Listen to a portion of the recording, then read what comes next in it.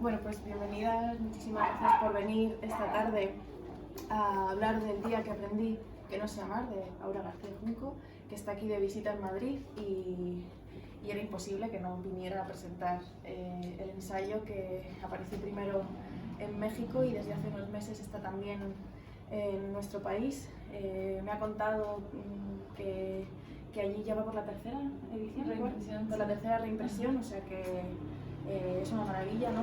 Que libros como este que yo creo que sobre todo muchas lectoras, ¿no? Para muchas lectoras se nos vuelven libros necesarios, parece un cliché, ¿no? Lo del libro necesario, pero yo creo que hay ciertos libros que se convierten al final en o cubren, más que se convierten en necesarios, cubren necesidades, y yo creo que este libro, por muchas de las cosas que comentaremos ahora, efectivamente las cubre y las incluso intensifica otras bonitas necesidades. Perdón por citar a Gabriel García Márquez, pero tenía que hacerlo porque me gusta mucho de él esta técnica que tenía como periodista de leer el horóscopo de las personas a las que iba a entrevistar para ver cuál iba a ser el mood de la persona a la que se iba a enfrentar esa tarde o en ese encuentro, ¿no? Y entonces a mí me ha gustado mucho leer lo que he leído sobre los libros de hoy en la página web de Esperanza Gracia, porque dice que, y te lo dice a ti, claro, que con tu poder de seducción conquistarás a quien desees.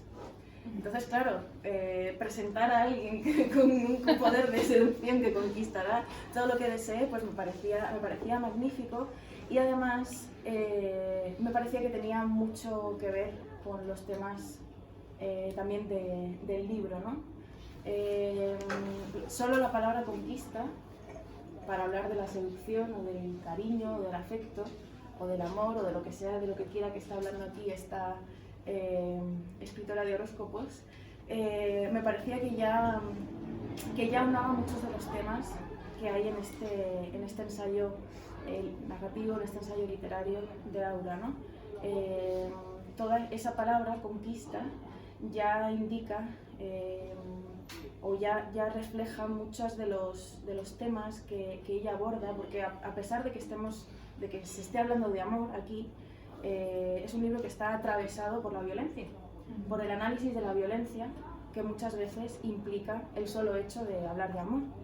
En la página 38, al menos, de esta edición mexicana, hay una frase que yo ya tenía marcada de cuando hace un año justo me regalaste este ejemplar, el mío es diferente al vuestro porque es el mexicano, que dice: enamorarse puede generar adicción y, como veremos después, algunos adictos no tienen empacho en dejar cadáveres emocionales en su camino con tal de obtener más y más droga, ¿no?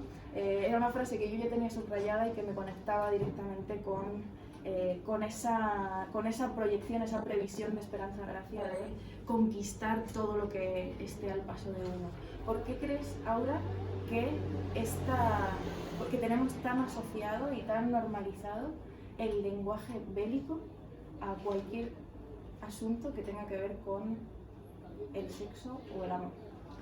Pues bueno, primero pues muchas gracias por estar aquí, me da mucho gusto por segunda vez presentar un libro en Madrid. El primero fue un acto francamente muy aventurero, digo también pero el primero pues era un libro que ni había salido aquí en España y solo se me ocurrió hacerlo y estuvo bien como experiencia iniciática, pero esto está mucho mejor porque estoy muy contenta también de poder hablar con Luna.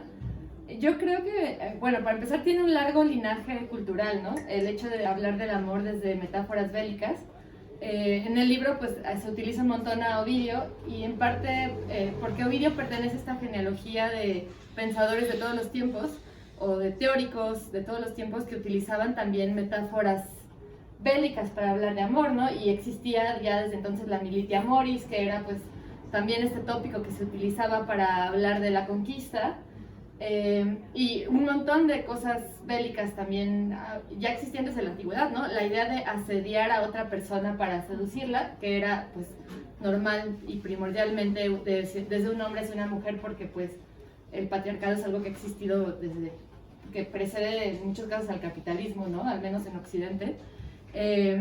Y creo que es algo que no pensamos mucho. También está tan interiorizado por eso, porque nunca pensamos que cuando hablamos de conquista tiene una connotación bélica, lo hablamos siempre desde una metáfora que ha perdido ese sentido metafórico y que se ha de alguna forma desdibujado.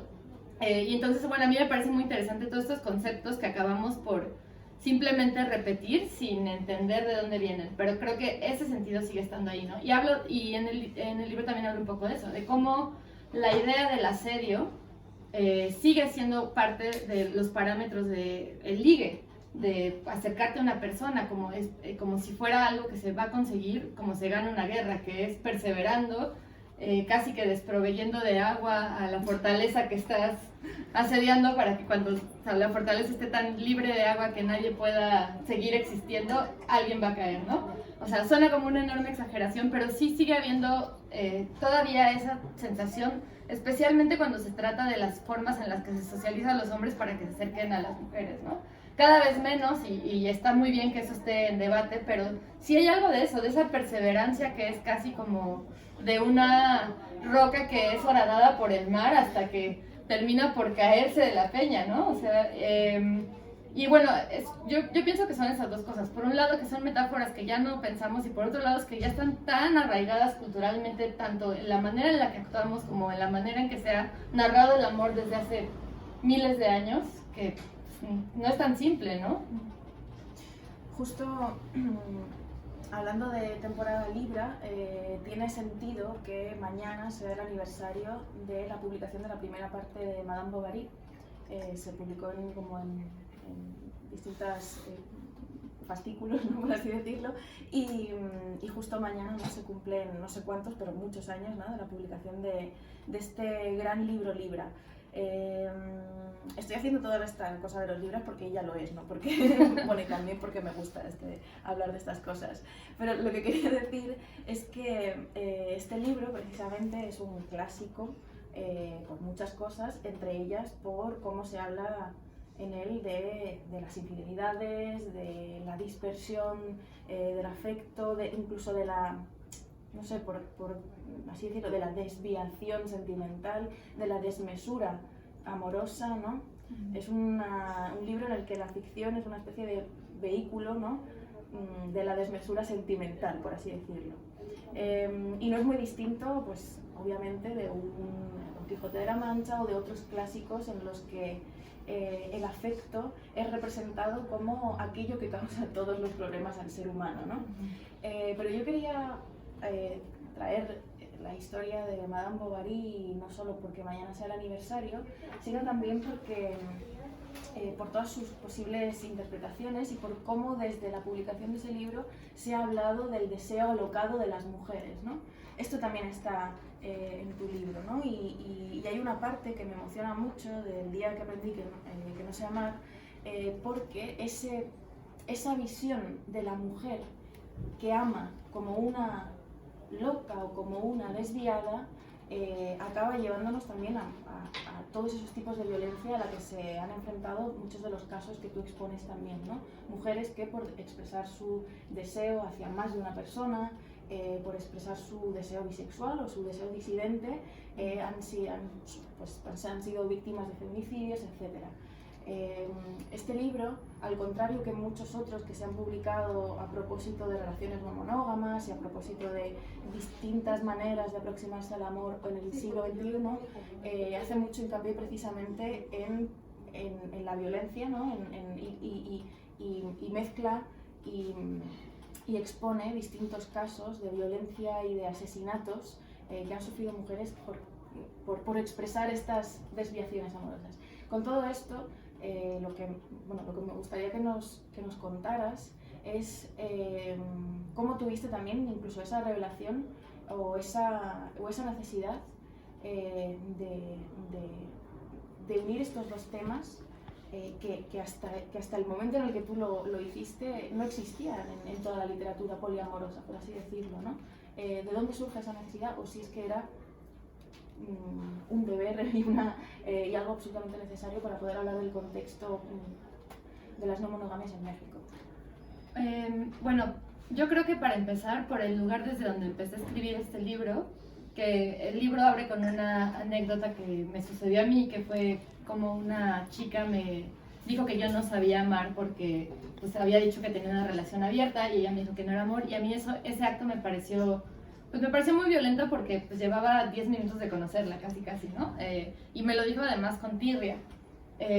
Y entonces yo creo que desde el momento en que empecé a hablar cómo contextualizar una situación como las relaciones no monógamas en México, tuve que hacerlo con los pies muy en la tierra, porque ese era solo una instancia de una cadena de conversaciones que había tenido con muchas personas, ¿no? Y eran conversaciones en general hostiles, no era como que si se hablaba de eso, había una reacción bastante dura y un juicio bastante duro, ¿no?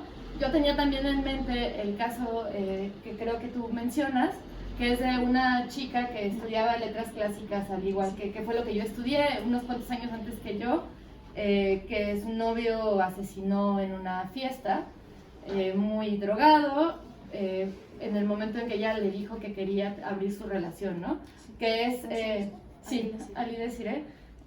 Cuando yo estaba estudiando letras clásicas, alguien me contó de esto porque era un suceso pues bastante reciente, y pues a mí me cimbró muchísimo y me hizo pensar también mucho en algo que es un tema que creo que recorre toda la parte que tiene que ver con relaciones no monógamas en el libro, ¿no?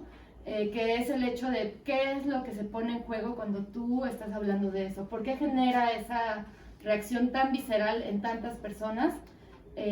Y bueno, ahora vuelvo un poco a esto, pero en general creo que es imposible no hablar de violencia cuando se habla de amor, porque la socialización de tantas maneras de acercarse al amor es muy violenta, ¿no? Desde las cosas que se nos exigen, como dejarlo todo por amor, digamos, entre comillas, que eso significa cosas mucho más complejas de las que parecería que significan, hasta tolerar todo por amor, que es todavía más duro, ¿no? O sea, como esta idea de llegar al paraíso mediante hacer una serie de méritos que muchas veces implican pues exponernos a las cosas más violentas sin tener ni siquiera que rechistar. Para mí era imposible hablar de amor sin hablar de violencia, ¿no? Y eso, hablando pues de las violencias que son digamos que más microscópicas, pero que bien sabemos que pueden escalar hasta llegar al grado de, pues Ali Desiree, que pues terminó de la peor manera posible, que es con un feminicidio, ¿no? Y bueno, en este caso este feminicidio se intersectó con otro gran tema del libro, que es qué significa una relación abierta y por qué una relación abierta o el poliamor o cualquier cosa que se salga de esta regla de la monogamia puede llevar a reacciones tan viscerales, ¿no? Y bueno, esta es la peor de las reacciones viscerales, pero para mí el hecho de que esta chava me dijera es que tú no sabes amar, nunca te has enamorado, fue también duro, fue como, me paré un segundo a pensar, pues, tal vez sí, ¿no? O sea, en una de esas sí no he querido a nadie y por eso lo he hecho, por eso he tomado estas decisiones, ¿no? Pero bueno, para mí después fue muy claro que tenía que pensar a qué normas estábamos poniendo en jaque cuando decíamos que no queríamos monogamia, ¿no? ¿Qué normas eran esas que parecían tan inamovibles que la reacción era empujar hacia atrás a quien se atreviera o a quien lo intentara siquiera, ¿no?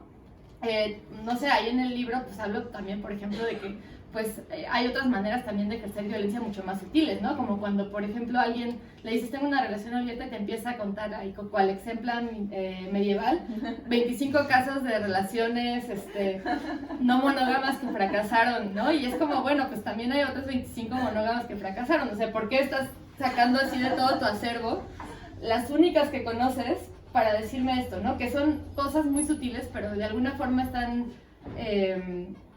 direccionadas a eso, a decirte, pues es que esto no va a funcionar nunca, ¿no? Esto es un error y mejor ni lo intentes. Has hablado de las reacciones, entiendo, privadas, en contextos que pueden ser de trabajo, lúdicos. A mí me pasa esto en el colegio, ¿no? En la puerta del colegio, gente que te pregunta de ¿y por qué haces esto? ¿No? Además, como esa necesidad de la gente de que tú le tengas que explicar qué es tu vida privada, ¿no? Cuando a otras personas a lo mejor ni siquiera les exigimos ese nivel, ¿no? de narración de la intimidad, ¿no? Incluso nosotras que hemos escrito sobre nosotras mismas, que ya lo has hecho, encima ya lo has hecho, ¿no? Pues ve y lee mi libro y cómpratelo, ¿sabes? Si quieres saber más sobre mí. No, pero la cuestión es, más allá de estas conversaciones privadas, yo quería preguntarte justamente también por este tema en el mundo cultural, o sobre todo en el mundo que nos une a nosotras, que es el literario. ¿Crees que después de la publicación de este libro, cuando tú ya tenías obra publicada, cuando además trabajas en el mundo del audiovisual y tienes una trayectoria ya muy, muy sólida, ¿crees que el hecho de haber hablado de esto supone también para el mundo literario un cierto encasillamiento? ¿Esta es la que habla de amor y de follar y hasta luego? Pues es una pregunta que me he hecho yo mucho también. Cuando iba a salir este libro, bueno, yo estoy en pánico siempre que va a salir un libro, no importa de qué trate, pero con este estaba todavía más en pánico porque tenía, y todavía tengo un poco de miedo justo de eso, ¿no? Y estoy consciente de que eso es un prejuicio también interiorizado, ¿no? De que se me vaya a encasillar sobre hablar de este tema, cuando pues en realidad escribí este libro porque era un interés genuino que tenía, y era una investigación que era muy importante hacer para explicarme cosas y para incluso no solo explicármelas a mí, sino entender qué era lo que hablaba la gente a mi alrededor con la que yo había conversado. Entonces como que mi interés era algo que me era fundamental perseguir, ¿no? Pero una vez que estuvo escrito el libro, me empecé a preguntar un montón eso, ¿no? ¿Qué significa la legitimidad literaria, ¿no? ¿O qué se considera una obra, digamos que intelectual dentro del mundo literario? ¿Por qué el amor no puede ser considerado un tema digno de reflexión a menos que lo haga una persona que finge desapego, ¿no? O sea, si es un filósofo y lo habla todo desde una supuesta objetividad, entonces sí que es una obra del pensamiento universal.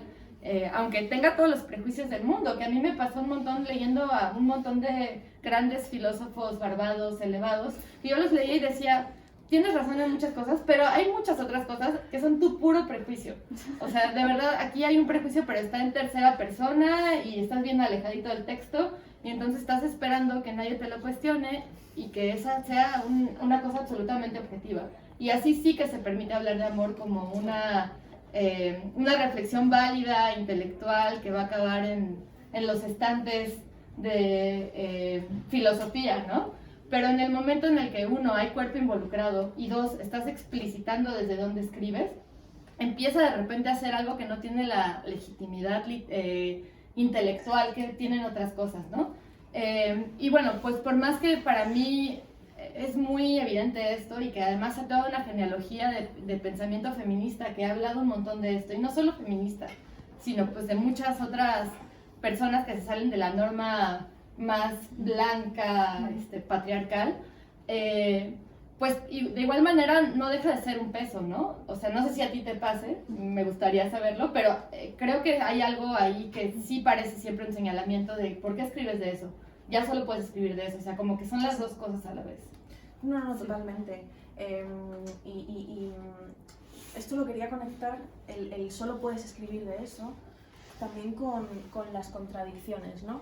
Otra de las cosas que me gusta de este libro, que si no habéis leído tenéis que compraros y leer, es la manera en la que también expones tus propias dudas, ¿no? Precisamente salirse, ¿no? De esa manera de escribir ensayo, como que parece que estás dando todas las certezas y todas las verdades. Una de las maneras de salir, ¿no? De esa inercia de yo tengo la razón es también mostrar todas las dudas, ¿no? Y yo creo que en tu libro se muestran esas dudas, y en muchos otros libros de compañeras se muestran esas dudas, e incluso me interesaba, del día que aprendí que no sé amar, me interesaba cómo expones también la contradicción o la duda de cuando una está hablando constantemente de estos temas, cuando una ya es la escritora poliamorosa, ¿no? Para la gente, ¿cómo luego vivir una su vida, ¿no? Después de haber escrito la teoría, cómo es la práctica, ¿no? Entonces conectaba con algunas frases tuyas, ¿no? En las que hablas de cómo al final muchas veces pues hablabas como de los hombres rudos, de los que al final una se acaba quedando prendada, ¿no? A pesar de que una ha intentado deconstruirse y al final el típico tío tal te acaba llamando la atención, aunque una haya intentado quitarse todo ese peso. El otro día presentaba el libro de Claudia Ulloa, donde ella cuenta cómo, a pesar de que no quería caer en el estereotipo, su personaje acaba enrollándose con un alumno más joven que ella y no puede, al final una a veces no puede escapar de ciertos estereotipos. Y pensaba también en un libro de Jean Lassalle que dice que es sobre, dice sobre amar a los hombres, y habla de cómo una autora feminista como ella, además de hace tantos años estadounidense, de estas feministas súper clásicas, como decía que al final ella no podía escapar de ese amar al escritor macho, por así decirlo, ¿no? De ese amar al, entre muchas comillas, el enemigo. Entonces, yo quería preguntarte, precisamente por eso, ¿no? Por la contradicción, por el derecho a cambiar de idea. Hay un libro de Aisha de la Cruz, que no sé si la conoces, una autora de nuestra generación que me gusta mucho, porque ella lo que propone también es que tenemos derecho a cambiar de idea sobre nuestras grandes convicciones. Entonces, después de ese encasillamiento en la escritora poliamorosa, en la escritora que habla de amor, ¿cómo puede afectar eso en lo que vamos a seguir escribiendo, en lo que vamos a seguir viviendo? Y si alguna vez te has planteado también cómo puedes, si vas a cambiar de idea con algunas de las certezas que hay en este ensayo. Bueno, creo que hay varias cosas interesantes que pueden partir de eso, ¿no? Me gustaría hablar del tema de la identidad, pero bueno, ahora voy ahí. Creo que para mí este libro siempre fue parte de una conversación, y como parte de una conversación implica que haya una réplica, ¿no? Implica que esa conversación se expanda hacia quien lee, ya sea de manera pasiva o de manera activa, es decir, que quien lea se haga preguntas, porque para mí definitivamente era un libro de preguntas, no de respuestas, y de ahí pues que yo lo considero un libro poroso, ¿no? O sea, es un libro que da algunas perspectivas, algunas ideas, pero que también pide mucho que quien lo lea ponga de su experiencia adentro, ¿no? Y por eso también hay muchas anécdotas mías, porque me parecía importante invitar a la conversación poniendo un poco de mi propia intimidad para que se me retribuyera de alguna forma cuando lo leyeran con eso. Entonces, bueno, en ese sentido, pues sí, es un libro que es una conversación, y por lo tanto siempre lo pensé como un libro un tanto efímero. No creo yo que en 10 años lea este libro y diga, claro, sí a todo, ¿no?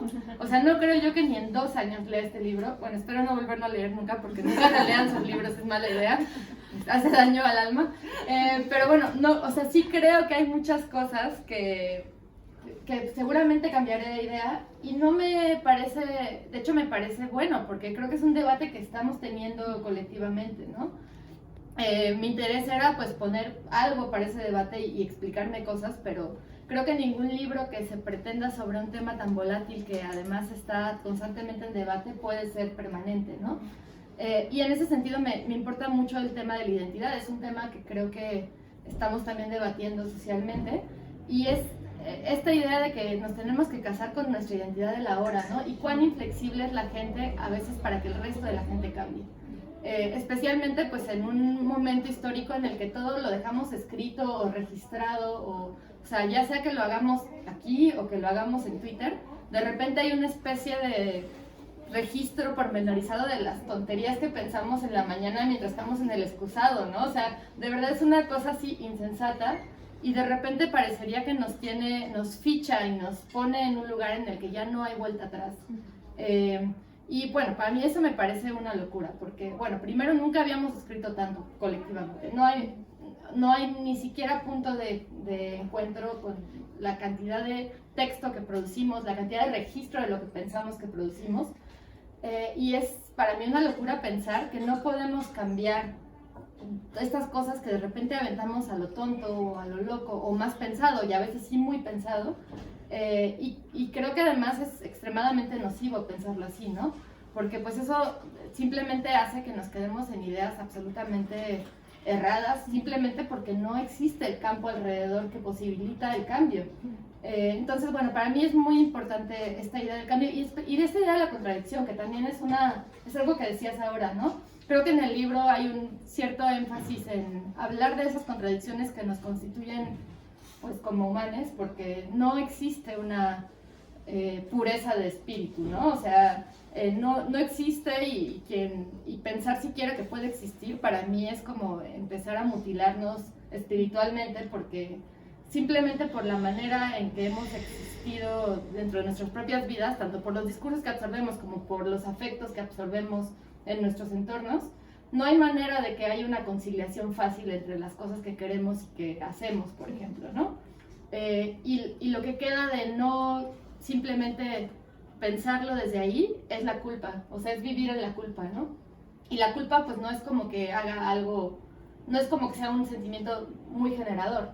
O sea, digo, evidentemente pues el libro, pues como decías, tiene un énfasis sobre la violencia y sí, es como una invitación a tratar de pensar las violencias que ejercemos y que recibimos de otra manera para pues irlo cambiando, pero pues también creo que es un poco estéril pensarlo solamente desde la culpa de no debería ser esto, ¿no? Me acabo de acordar, no soy la autora, pero es un poema de una antología que hizo Clara Janés sobre poetas árabes, que decía algo así como: la democracia no es que un hombre pueda decir lo que piensa sin que otro quiera contradecirle, sino que la democracia es que una mujer diga, hable sobre lo que ama sin que nadie la mate. Me parece que podría ser un epígrafe que podría estar perfectamente en tu libro, y que me hace pensar, esto era una antología de muchas autoras, y me hace pensar en lo que has dicho de lo colectivo. Yo tenía por aquí apuntado que es llamativo que se ha dado la circunstancia de que desde distintos países, no solo en lengua castellana, sino en general, han salido como voces a las que hemos llamado las expertas en este tema, en cada uno de los países, ¿no? Tú podrías ser la experta en poliamor en México, tenemos a Gabriela Biener en Perú, tenemos a Tamara Tellenbaum de Argentina, tenemos a Brigitte Vasallo de aquí de España, ¿no?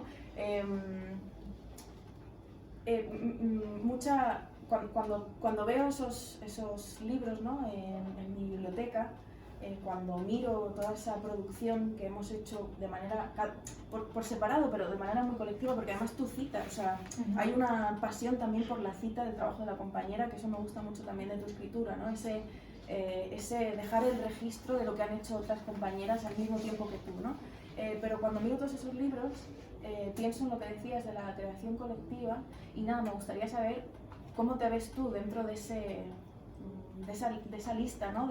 de nombres que desde distintos lugares han elaborado su propia teoría sobre estos asuntos, y si crees que es un tema sobre el que tenemos que dejar de escribir un tiempo y pensar y vivir y reflexionar desde otros lugares, o si crees que el tema de las no monogamias, etcétera, va a seguir siendo un tema presente en el mundo del ensayo, de la literatura, etcétera. ¿Qué pregunta?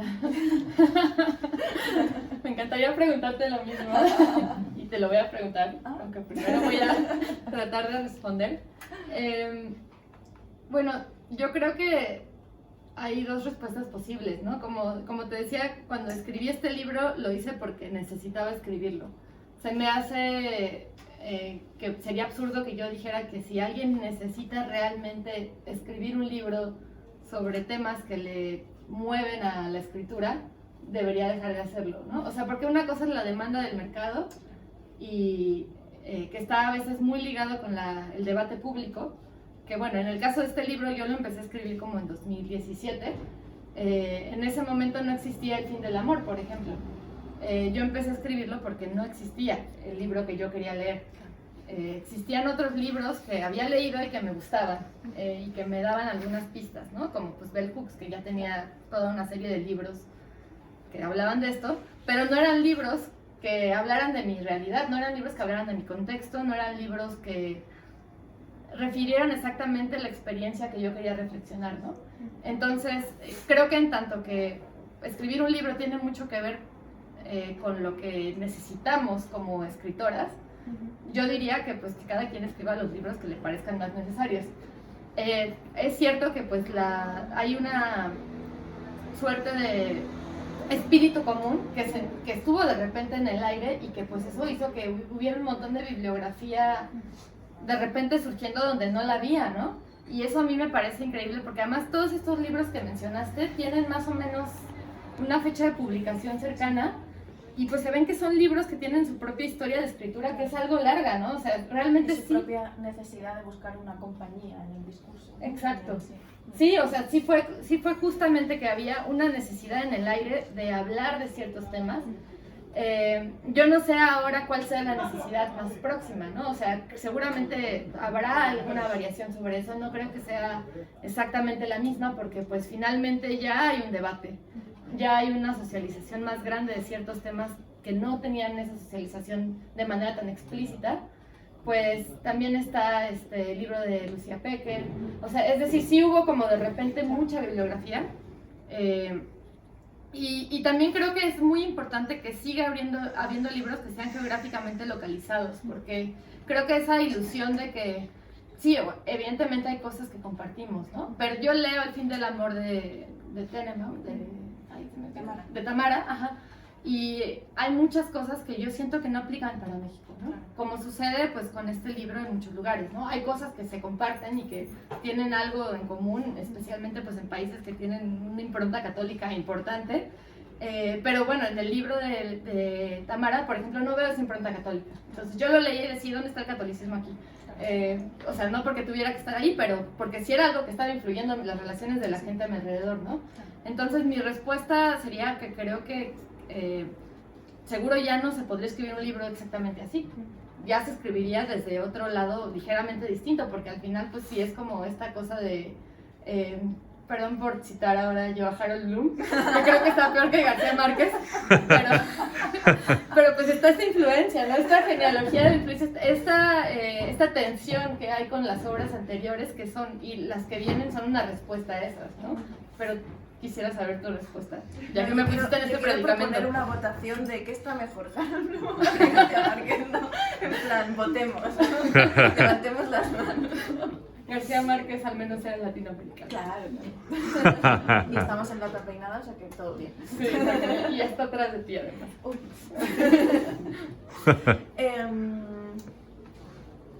No sé qué responder porque tengo más preguntas. Voy a intentar hilarlo. Me parece una coincidencia hermosa y de hecho lo hablaba hace poco con Elena Medel, que es una escritora española y editora. Hablábamos de todas las novelas que, por ejemplo, habían salido. Vamos a mirar incluso Grampa, ¿no? donde tú estás. Miras las novelas de muchas de las autoras que están ahí incluidas y autores, y hay sensibilidades comunes, efectivamente. O sea, incluso aunque no creamos en las generaciones, sí que compartimos un contexto, y de ese contexto salen muchas de nuestras historias y de nuestras preocupaciones, y es lógico que desde distintos lugares lo que está pasando influya, ¿no? Porque ahí está el COVID, ¿no? Y cómo ha influido también el COVID en distintos procesos de escritura. Antes he mencionado a Claudia Ulloa, ¿no? Y ya incluso el otro día en la presentación en Barcelona de su novela hablaba de cómo le había afectado también el COVID en su escritura, ¿no? Entonces es inevitable que lleguemos a esos lugares comunes, ¿no? Pero no lugares comunes como algo peyorativo, sino lugares de comunidad y de comunicación entre nosotras. Y lo bueno también es qué viene después, ¿no? Cómo nos relacionamos también con lo que ha escrito la otra desde ese otro lugar. Y nosotras tenemos la ventaja del idioma, ¿no? Que nos permite también colaborar y participar y debatir, ¿no? Dicho esto, quería preguntarte también, como trabajadora del mundo audiovisual, guionista, etcétera, ¿qué representaciones hay de las no monogamias en el cine o en la televisión actualmente? ¿Qué puedes recomendarnos o qué puedes prohibirnos ver sí o sí? Ay, qué difícil. O si a lo mejor es un lugar desde el que esto no es importante ahora mismo. Ay, bueno, o sea, estoy segura de que las hay, pero en este momento tengo la mente en blanco. Lo que sí he llegado a pensar es que es bien difícil la representación dentro de las obras audiovisuales porque la exigencia del conflicto es tal que siento que no hay maneras de hacer que una, voy a decir una tontería y seguro sí las hay, pero yo no sé cómo sería exactamente esto, de que una relación, digamos que sana, pacífica, bien hablada, cause la atención suficiente para hacer una temporada entera de nada, ¿no? De ningún tipo, ni monógama ni poliamorosa. Y quizás por eso ahora mismo pues no puedo pensar en ninguna que me O sea, que en acuerde, el ¿no? cine todo el amor es tóxico, ¿o no? Hay algo de eso, o sea, no siempre, pero bueno, sí hay muchas representaciones que están basadas en el amor romántico más flagrante y cursi, y, que es casi una especie de cuento de hadas mitologizado, estilo de Notebook, que ya tiene como sus propios parámetros ya inamovibles, ¿no? Pero bueno, voy a pensarlo. Sí, voy a hacer mi lista de cuáles, pero realmente ahora no recuerdo ninguna. Bueno, No sé si tú recuerdas. Hay trabajo para hacer. Sí, Sé que en Netflix hay cosas, pero suelen ser muy malas.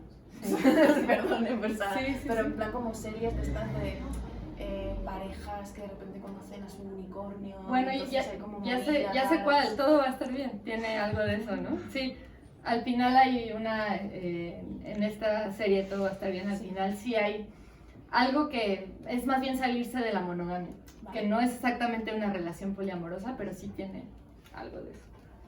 Sí.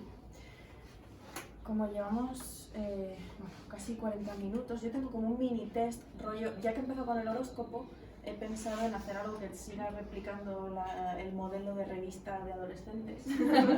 Entonces he traído como una serie de conceptos, palabras y nombres de personas por si quisieras extenderte y explicarnos qué significan para ti o qué relación tienen con tu obra o con tu libro más concretamente. Luego tengo otras preguntas más que podría hacer, pero si quieres hacemos el test y luego les dejamos a ellos que pregunten si quieren. Okay. ¿Vale? Pues quiero que me digas qué significa para ti Ovidio. Ovidio significa pues uno de los escritores que más he disfrutado leer y que al mismo tiempo me han conflictuado más a lo largo de las relecturas históricamente en mi vida, ¿no? Por un lado, pues leí Las Metamorfosis cuando estudiaba letras clásicas y me pareció el libro más maravilloso jamás escrito porque pues es de una belleza deslumbrante con una cantidad de imágenes impresionante y además, bueno, lo leímos en latín, no que lo entendiera increíble, pero sí me gustaba mucho la manera en la que sonaba, cómo utilizaba las figuras retóricas y demás, pero al mismo tiempo pues sí es ideológicamente incompatible con muchas cosas que consideramos básicas, como no violar a la gente, por ejemplo, ¿no? Entonces, pues, para mí leer a Ovidio siempre entraña ese conflicto. Por un lado, el goce de la lectura y por otro lado, esas cosas que son píldoras difíciles de tragar. Bad Bunny. Ay, bueno, pues Bad Bunny es lo mejor que me ha pasado en los últimos años. ¿A la altura de Ovidio o no? De repente, depende del día y la hora. Sí. Dildo. También entraría quizás alguna de las cosas que mejores me han pasado en los últimos años, dependiendo del día y la hora, no sé si a la altura de Ovidio. Consentimiento. Consentimiento es un concepto sumamente complejo, creo que también es una especie de debate cultural, porque por un lado tenemos una especie de consenso, bueno, no consenso más bien de que el consentimiento es aquello a lo que deberíamos aspirar, pero también tenemos ciertas dificultades para definir exactamente qué es el consenso, ¿no? Si es decir que sí, pero pues tantas veces decimos que sí porque hay una serie de factores que no son, que son condicionadores para decir que sí, y entonces ese sí realmente no es un sí. Pero al mismo tiempo hay muchos, no sé, juegos sexuales en los que el no sí es sí, pero tiene que haber una plática previa entre las personas, pero es muy delicado de todas formas. Entonces creo que todavía ahora hay una manera de abordar el consentimiento que es un tanto peligrosa, ¿no? O sea, no sabemos muy bien cómo hacerlo. En el libro hablo un poco de este video que se popularizó un montón, que se llama... que era acerca del consentimiento, no es una copa de té, se llamaba, me parece, una taza de té, Sí, ¿no? claro, sí. Sí, que decía, o sea, que lo reducía a eso, ¿no? A que si dices que sí, ya estás consintiendo, pero de repente pues hubo muchas réplicas acerca de cómo eso no era del todo cierto, porque hay un montón de condicionamientos que implican que digas que sí cuando no, ¿no? Entonces el consentimiento para mí es de esos conceptos que seguiremos discutiendo por largo tiempo. Memes. Memes. También lo mejor Porque que lo me de ha pasado Es que después lo de de la vivir. taza es un poco una especie de meme también, una especie de meme amplificado, ¿no? El cuento Sí. de la taza, ¿no? Sí, el videillo de la taza, ¿no? Que es muy didácticamente directo, pero al mismo tiempo, pues como todas las cosas que son didácticas, dejan afuera muchas cosas que hay que seguir hablando, ¿no? Los memes, pues son este lugar necesario del escape humano, pero también aquellos donde de repente sale lo peor de la gente, ¿no? No siempre, pero generalmente solo son chistosos y hacen la vida mejor. Lenguaje inclusivo. Ah, difícil. Eso yo creo que cuando salió este libro fue de las cosas que más me preguntaron, ¿no? Curiosamente aquí en las entrevistas de España no fue así. No, pues sí en un par, pero en general no era tanto eso, pero sí fue algo como que de lo que más debate causó. El lenguaje inclusivo para mí es un intento colectivo de crear política desde el lenguaje de manera explícita. Es una estrategia retórica para agrupar aquellas cosas que, no sé, que estamos tratando de cambiar afuera del lenguaje, ¿no? Pero que también pasan por el lenguaje. Es algo que causa incomodidad, incluso al hablarlo. Yo cuando lo hago me siento incómoda, no me siento así de, ay, qué increíble, me cuesta trabajo. Pero creo que justo por esa incomodidad sigue teniendo un potencial político importante y ya decidiremos, pues, con el paso de los años qué tanto pegará o qué tanto no pegará, pero mientras tanto a mí me parece importante pues perseverar en ello, ¿no? Bueno, al menos yo así lo intento. Quedan 4, ¿vale? Granta. Pues una cosa muy bella que me ha pasado en la vida. Y también aquí está Eurydice Blanche, que también estuvo en la lista. Pues una cosa muy... un reconocimiento extremadamente generoso. Me Too, que ahora cumple en octubre 5 años de esta vida. Para mí, Me Too sigue siendo como un crisol del pensamiento, ¿no? Por un lado es un movimiento absolutamente necesario, políticamente súper poderoso. Por otro lado es algo que también hay en el último capítulo de Tamara Tenenbaum un poco hablan de eso. Creo que es algo que también tenemos que seguir pensando, ¿no? ¿Qué estrategias del Me Too han tenido resultados políticos y qué estrategias del Me Too han tenido, pues, cosas que seguir pensando más que nada, ¿no? O sea, creo que hubo muchas preguntas que en el calor del momento era difícil contestar y que ahora nos estamos empezando a preguntar y no, o sea, que implica como mucha reflexión todavía. No quisiera como aventar solo reflexiones a lo tonto porque creo que es un tema muy delicado. Vale, quedan 2. Engaño.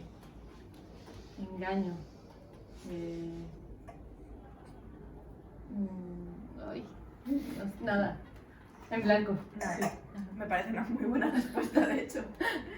Y la última, que a lo mejor también me dices nada, no lo sé. Habrás trabajado 1000 definiciones a lo largo de estos años. Yo sigo leyendo cada día cosas y todo lo que tiene que ver con este tema lo subrayo y pienso y cómo definirlo. La palabra es amor. Uf. Ya está, eso. No. Tendría que quedarme 3 días pensando solo en la definición. ¿Algún autor, autora que digas esto que dijo lo compraría o lo firmaría o una serie de bibliografía que podrías recomendarnos para seguir pensando sobre la palabra amor? Ay, no sé, creo que no. O sea, no de momento. O sea, creo que siempre que contesto por una definición de amor, digo algo tan poco glamuroso y tan racional que hasta a mí me da pena decirlo, ¿no? Así como el constructo cultural que bla, bla. Y entonces mejor me voy a abstener de esa racionalización tan seca y tan fea que realmente no refleja la intensidad de lo que entendemos por amor en la realidad, ¿no? Buen evitar. Sí. Buen engaño. Antes buen no, engaño. exacto, buen engaño. Antes sí decía la respuesta, pero luego la decía, ay, es que esto no es, ¿no? O sea, sí es y no es, entonces no tenía ningún sentido. Sí. Pues mi lista ha terminado. Es el momento de las preguntas de los otros. Yo puedo seguir haciendo, pero me gustaría que, ya que esto es muy conversación y es un tema que creo que nos interesa a todas, si alguien tiene algo que decir. Estabas por abrir una de las preguntas que una de las palabras en las que has hablado es la palabra engaño. Esta semana en España está de moda otra Tamara, no todo. Fidelidad. Fidelidad, bueno, esa no es, bueno, y además, mira, ya pusiste el mal ejemplo, ya no es pregunta ni siquiera, ya nada más así, hay una palabra. Que cada uno piense en la palabra. Súper pusiste el desorden. Por supuesto, en el ámbito de lo que hablas en el libro. Claro, sí. Bueno, fidelidad es una palabra que tiende a pensarse de manera muy unilateral, es decir, no unilateral, como con una sola definición, ¿no? Fidelidad parece ser igual a monogamia. Y es curioso porque pues cualquier cosa que salga de la monogamia de repente parece infidelidad. Y eso, bueno, tú has escrito también un poco mucho de eso. Y a mí me parece muy interesante eso, ¿no? Cómo empiezan a uniformarse dos palabras que no significan eso, porque la fidelidad pues tiene más que ver con, pues, fides, que es la fe en algo, y la fe en alguien, ¿no? La fe en que la persona que tenemos enfrente nos está diciendo más o menos lo que piensa hacer, dentro de sus posibilidades y demás, ¿no?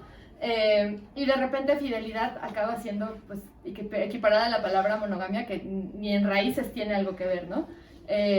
Y bueno, entonces por eso me parecen estas palabras que se vuelven un poco resbalosas, pero en realidad la fidelidad es eso, es tener ese lazo de credulidad, digamos, hacia la otra persona. Credulidad en el sentido peyorativo, pues, hacia la otra persona que tenemos enfrente, es decir, yo te estoy haciendo un acto de fe para pensar que lo que tú estás diciéndome es aquello que me vas a tratar entre tus mayores posibilidades y tus mejores intentos de dar, ¿no? Con todo lo que eso implica, porque muchas veces hay muchas cosas que se escapan, pero pues claro que dentro de esas cosas que se escapan, pues para mí algo muy importante que me hubiera encantado expandir un poco más en el libro es el tema de las de las consecuencias. Las responsabilidades, serte responsable de tus acciones dentro de la, bueno, sí, de hecho eso sí habla un poco, ¿no? Pero explicitarlo un poco más. La fidelidad implica que tú estás diciendo, estas son las acciones más o menos que tú puedes esperar de mí, ¿no? Y esas pueden ser muy diferentes dependiendo de cuál es el contrato entre esas dos personas, o esas tres, o esas cuatro, o las personas que estén involucradas. Nada más, me parece que eso es. ¿Alguien que quiera aventar una palabra? Venga, Una palabra que le sobre. No, mejor no. Es mucho más cansado que las preguntas concretas. Yo tengo una pregunta concreta, no una palabra. Ah, muy no una bien. pregunta, sino un pequeño. Es que me ha sorprendido cuando has definido el libro, descrito, como Poliamor en México. Por ejemplo, quiero decir que como aquí habrá mucha gente que no lo ha leído, yo ampliaría la definición. Es psicoanálisis del amor, de la humanidad, desde los griegos. Quiero decir que realmente para mí es muchísimo, o sea, que me ha sorprendido que haya dicho poliamor en México, porque igual yo... Bueno, como una de las características. Sí, claro, pero es tantísimo más, ¿no? Que analiza tanto todo, es que me parece que exagero si digo todo, porque acabas de decir una carencia que tuve para ver ese libro, pero tantas cosas, tantos comportamientos de todos cuando nos hemos relacionado en pareja, sobre todo los inicios, supongo, pero que da igual, pasa el tiempo y sigue uno teniendo modelos que no saben ni de dónde salen ni de dónde vienen, el lenguaje bélico que hablabais al principio. A mí un dato que me sorprende muchísimo de tu libro, que era como evidente, pero que no me había llegado nunca por ningún lado, era el número de visitas que tienen las mujeres reclusas y el número de visitas que tienen los hombres reclusos, ¿no? Es decir, de qué forma la diferencia del sexo condiciona tantísimas cosas en la vida, ¿no? O todo el análisis que haces, por ejemplo, de la institución del matrimonio, ¿no? La pregunta es, bueno, el matrimonio para toda la vida, cuando la esperanza de vida era la mitad que ahora, pero de ahora. Entonces es esa forma en la que vas tocando todo mucho más allá de poliamor y mucho más allá de México, ¿no? Por eso quería darle yo un título al libro para, pues eso, porque creo que merece realmente la pena, me parece que es un análisis excelente de lo que somos en el siglo XXI, porque hemos llegado a esto, ¿no? Muchas gracias. Sí, pues en efecto, sí, hay una línea que tiene que ver con la no monogamia que atraviesa el libro, pero bueno, es un ensayo de entre otros tantos, ¿no? Y sí intenté como que fuera un libro que abarcara muchas facetas de lo que entendemos dentro de las relaciones sexoafectivas, incluyendo lo que era muy importante también para mí, la no monogamia, pero pues también otros temas que en principio yo no pensaba que fueran tan importantes para mí, como la idea de la felicidad dentro de las relaciones, ¿no? Por ejemplo, que ese fue un tema que salió cuando ya estaba escribiendo porque no era tan directamente lógico para mí escribirlo, sino que ya hasta que tuve una buena parte del libro escrita me pareció importante escribirlo. O incluso la pornografía, que tampoco estaba dentro de mis planes iniciales, ¿no? ¿Qué papel tiene la pornografía en la educación del amor y del sexo? Es decir, pues sí es un libro que se fue construyendo de manera,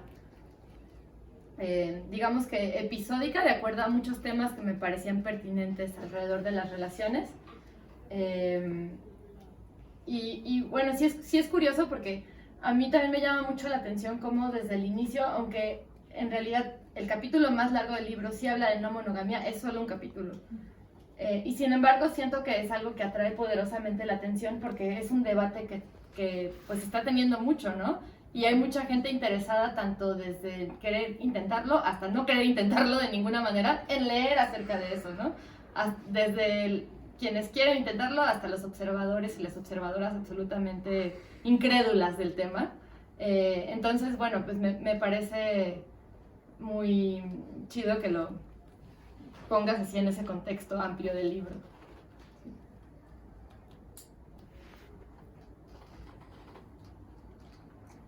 ¿Alguna cosa más? Pues antes de que nos leas un trocito, precisamente sobre la amplitud temática, no solo de el género de los temas, sino también de los géneros de escritura. Quizá para terminar y antes de que nos leas un trocito, que nos contaras también cómo te propusiste escribir este libro, ¿no? Porque tú eres narradora, guionista, tienes unos estudios en filología clásica, si no me equivoco, y lectora voraz. ¿Cuál fue la decisión de escribir un ensayo narrativo? Incluso qué ejemplos podías tener y qué inspiraciones podías tener? Porque como dices, haces un análisis de pornografía, de distintos clásicos que han hablado de estos temas, pero siempre yo creo que con una voluntad de no incurrir también en una escritura ensayística clásica, sino de darle ese tono casi de novela, ¿no? Incluso a la narración, ¿no? Entonces, ¿cómo fue la decisión, ¿no? de puramente estilística del día que aprendimos? Bueno, pues me encantaría decir que está todo fríamente calculado y que tenía muy planeada la estructura y esto que dices de la parte más que corresponde más bien al estilo en el que está escrito el libro, pero la verdad es que, bueno, lo empecé a escribir, como hablábamos hace un rato, por el interés que tenía de entender mejor los temas que me estaban pues cruzando en ese momento, ¿no? O sea, que realmente la vida se me estaba yendo en pensar estos temas y había estado hablándolas con muchísimas personas, luego empecé a hablarlas incluso con personas que no conocía en bares y así. Y entonces, bueno, me pareció que era importante escribirlo, porque, pues, no sé si a ti te pasa, pero cuando escribo las cosas me quedan más claras que cuando solamente las hablo. Es una manera de elaborar ideas de manera más compleja que simplemente dejando que se vayan así, ¿no? Al vuelo. Y entonces, bueno, tenía este interés como de complejizar a través de la escritura y de pensar a través de la escritura. Y luego cuando me senté a escribir hubo algo que me pasó de inmediato, que es que no podía no escribir también parte de mi experiencia, ¿no? Y me pareció que era algo deseable incluso, o sea, ya que lo estaba haciendo, aunque no fuera algo planeado, me pareció que si tenía esa necesidad y este era un libro emanado de la necesidad, no podía hacer como que no existía eso, ¿no? Y luego, por otro lado, pues me di cuenta de que la manera en la que narras tu propia historia es una forma de crear lazos con quien te lee. Pues sí, yo siempre lo digo así, ¿no? Es como te estás ofreciendo algo de tu intimidad y por lo tanto lo que recibes a cambio es algo de la intimidad de quien lo lee. Y creo que en un libro como este, que habla de temas que pues tocan la intimidad de cualquier persona, o sea, por más cercanas o lejanas que sean las experiencias, hay algo de esas emociones involucradas, es importante, pues, como que es hasta una forma de generosidad dar algo de eso, ¿no? Porque lo vas a recibir aunque no lo sepas. Entonces, creo que en parte por eso decidí que la puerta de entrada a todos los capítulos fuera una anécdota, y que cuando fuera necesario, pues hubiera, o cuando, sí, pues muchas anécdotas las borré, solo dejé las que me parecían pertinentes, ¿no? Entonces, que pues cuando me parecía pertinente hubiera también algo de esta experiencia que seguía como remitiendo a una conversación. Luego, por otro lado, me interesaba que fuera un libro fácil de leer, porque no quería que fuera lo mismo que me estaba pasando con muchos libros de filosofía sobre el amor, que eran libros que me parecían pues un tanto aburridos, tengo que decirlo, o sea, que eran como tan teóricos, tan académicos, que decía, ¿ves qué? ¿Por qué está escrito de esta manera? O sea, hay otras maneras de escribirlo y el feminismo lo ha hecho, ¿no? Y hay muchas muestras de eso. Y Bell Hooks es una muestra de esto. Pero por otro lado, me parecía que era importante el humor, porque el humor también es esta otra manera de establecer un diálogo, ¿no? Y entonces, bueno, como que al final acabé teniendo una licuadora de elementos que terminaron en todo el libro, ¿no? Y bueno, y luego además yo tenía planes muy ambiciosos para este libro. O sea, en mi plan original, la primera parte era los ensayos, la segunda eran viñetas narrativas del amor alrededor del mundo, la tercera parte era todo el arte de amar de Ovidio tachoneado, todo él. Luego me di cuenta que el arte de amar de Ovidio son como 200 páginas y que era una labor entre imposible y absolutamente idiota ponerme a tacharlo todo. Y que además, ¿quién lo iba a leer? O sea, era una locura, era un plan así sin sentido. Y al final, pues estas tres partes acabaron conjuntadas en una, ¿no? Y creo que además eso es una de las cosas más maravillosas del ensayo, que te permite conjuntar todos estos registros, al igual que la novela. Por eso me gustan tanto también las novelas, porque son ese espacio de la libertad absoluta, ¿no? De poder meter géneros que podrían parecer antitéticos, pero en realidad no lo son, son solamente otras maneras de narrarse el mundo o los mundos posibles. Muy bien. Pues sí, no hay ninguna pregunta más, así como, pues sí. Yo quería volver un momento al jueguito de las palabras, porque hay un referente que me parece importantísimo, que es Juan Gabriel. Entonces, eso, que nos cuentes un poco, sobre todo para los lectores españoles, ¿no? Ok. Juan Gabriel y el amor. Juan Gabriel y el amor. Pues bueno, creo que en México y en otros países de Latinoamérica sí hay una fuerte ligación de nuestra educación afectiva con Juan Gabriel, ¿no? Y con José Alfredo y bueno, lo que yo llamo la triada llorosa, porque pues son cosas que escuchas aunque no quieras y de alguna forma sí moldean un montón de tu manera de acercarte al amor y especialmente tu manera de llorar el amor, o sea, sí son la triada llorosa, tal cual, ¿no? Yo viví durante 5 años enfrente de un karaoke, cosa que no les recomiendo a nadie. Huyan de vivir enfrente de karaoke, es la peor experiencia que pueden tener todas las noches, escuchar a la gente cantar muy desafinadamente frente a un micrófono. Y pues todas las noches, o sea, al menos alguien cantaba Juan Gabriel y lo cantaba con el sentimiento en el pecho, ¿no? Y siento que sí, esta cosa muy latinoamericana de el llanto a pecho, a flor de piel, está muy reflejada en estos tres de la triada llorosa. Y también se vuelve una especie de manifiesto de cómo tiene que ser emitido el despecho, ¿no? O sea, no puede ser de una... Y tienen algo de catártico y está muy bien, pero también hay otra parte que no está tan bien, ¿no? Que es la parte como desgarrada de aquí se acabó la vida, que más tiene que ver con el amor romántico concebido como esta entidad que termina con tu existencia de un día para otro, ¿no? Entonces, para mí, pues son las dos cosas, son la posibilidad de una catarsis absolutamente inocua y deseable y la manera de cristalizar todo lo que está mal en el amor romántico. Es también un lugar interesante de contradicción, al menos desde donde yo lo veo, no sé cómo lo veas tú. Sí, y además la contradicción flagrante entre el amor romántico y la idea del macho que ama y Juan Gabriel, que es esta loca con esa pluma estupenda, ¿no? Cantando mariachi.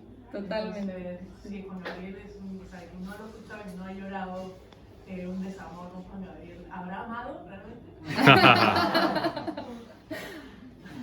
Yo creo que no, No. Tal vez lo que nos está diciendo es que ahora va a poner a Juan Gabriel en cuanto acabe la presentación, ¿no? Creo que tienes que poner a Juan Gabriel. Sí. Exactamente. Pues si te apetece leernos un fragmentito o algo, no sé si te gusta eso.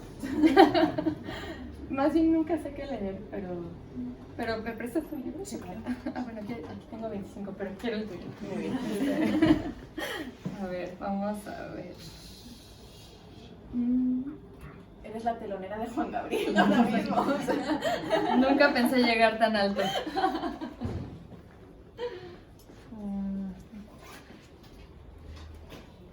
Ay, qué difícil elegir porque... Perdón, más bien, alguien que ya haya leído el libro, ¿hay algún fragmento que le guste para que no improvise aquí? Yo creo que, bueno, a lo mejor es que la anécdota del comienzo ya la has contado, pero yo creo que está... ¿La del Ujú. comienzo? Sí. ¿Sí? Sí. Ok, perfecto. Esta es la anécdota que fue un poco detonante. Claro, por eso. Sí. Y además cuando empecé a escribir esta anécdota ya le puse el título del día que aprendí que no sé amar y al final acabó quedándose para bien o para mal en todo el libro. El bar simulaba un departamento vintage. Enfrente de nosotras, unos güeros hablaban a gritos acerca de un negocio que iba de poca madre. Al fondo, un grupo de jazz estaba tocando estándares insípidos pero bien interpretados. Zeta y yo estábamos sentadas en un sillón para dos, bebiendo cócteles tan elaborados que desprendían colores tornasol bajo la tenue luz de una lámpara en la mesita detrás de mí. «Tú nunca te has enamorado», dijo ella. Era parte de una conversación que empezó, como tantas otras veces, con la pregunta más común: ¿tienes novio?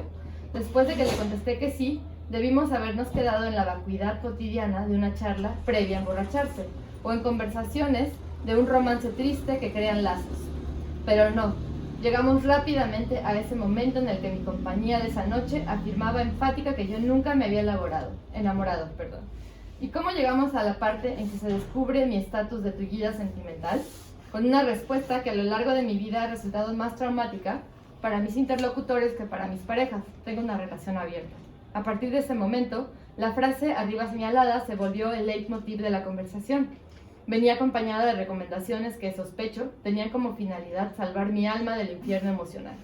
Debía aprender a querer. Nadie en su sano juicio puede pretender que una relación abierta sea otra cosa que la renuncia al amor verdadero con mayúsculas. Cuando creciera, vería. Me iba a enamorar y con ello aprendería lo que es una relación real. Titubeé. Nunca he sabido bien qué hacer en esos casos. Intenté defenderme y murmuré algo así como que de hecho yo sí amaba y mucho a mi novio, con quien llevaba años para ese entonces. Luego dije también que no era mi primera relación abierta. Por último, hice un leve y bastante tibio intento de justificar mi relación, ante la que hasta hacía unas horas era una extraña, pero que ahora actuaba como si me conociera a profundidad. Pero tú nunca te has enamorado, fue el juicio de Zeta, y no hubo manera de que la conversación virara grácilmente hacia otro lado. Hay algo que debo precisar. No tengo la intención de imponer a nadie la forma en la que yo deseo, me gusta o elijo relacionarme. Nunca he ido por la calle con una pancarta en letras rojas que diga «Muerte a la monogamia». Tampoco he creado una petición en change.org para que se prohíba la fantasía más clásica del amor, esa en la que uno envejece feliz con una sola persona y nada más, aunque bien nos haría dejar de pensar que ese es el único objetivo.